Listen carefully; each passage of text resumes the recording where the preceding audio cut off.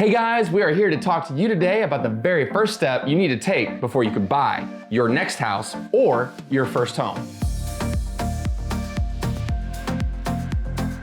Hey guys, Philip Batchelder, Realtor here for you today for another video. Let's get into it. So the number one thing you guys need to do is find a phenomenal agent.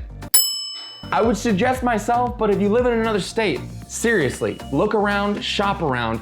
You need to be asking family and friends, but there's also some other key things you need to do. Number one, you need to actually ask them what their sales record is. You need to do a little bit of digging on these people because right now, most people are just wanting to slap a house on the market. They're wanting to make sure that they could just get a listing because it's easy for them.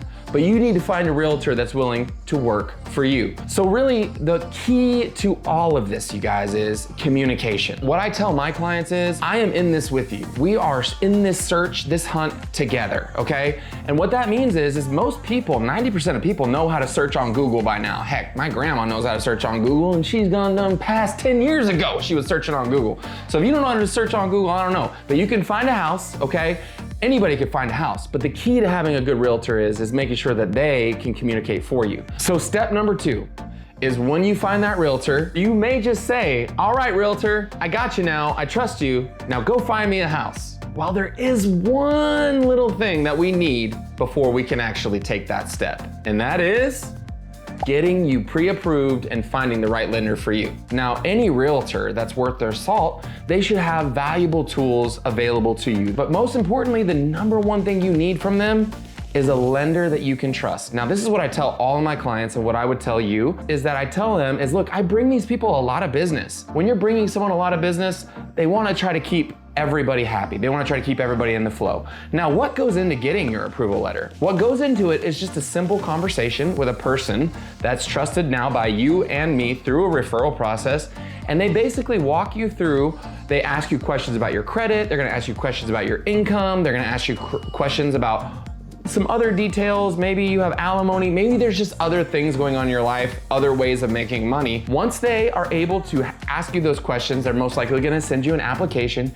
You fill out that application, and then from that process, they're gonna dig back in, they're gonna look at their numbers, they're gonna jump on a phone call with you, and then they're gonna be able to tell you what it is that you qualify for, because really, the number one thing that we need from them is to know that A, you can buy a house, and B, how much of a house can you buy? How much am I approved for? What am I qualified for?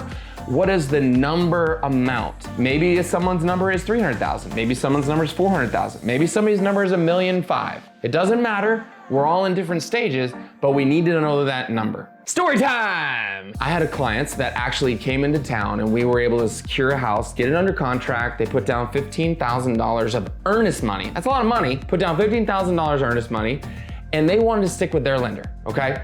I was adamant about not doing that, but you can't make their decisions for you. So anyway, we proceeded. 3 days before closing, their lender calls me and says, they can't buy a house. I asked a bunch of questions, and literally bottom line was, they're not approved with this lender at all. They can't buy one. And I said, what are you talking about? They've got $15,000 earnest money on the line. There's no way this isn't closing at all. So I got my lender on the phone. I said, here's what they just told me. There's no way. I've seen these people's bank statements. I know that they have to be qualified.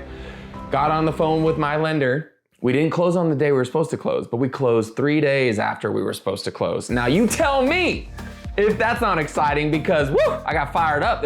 That lender took a hold of that thing and in 7 days got that deal closed.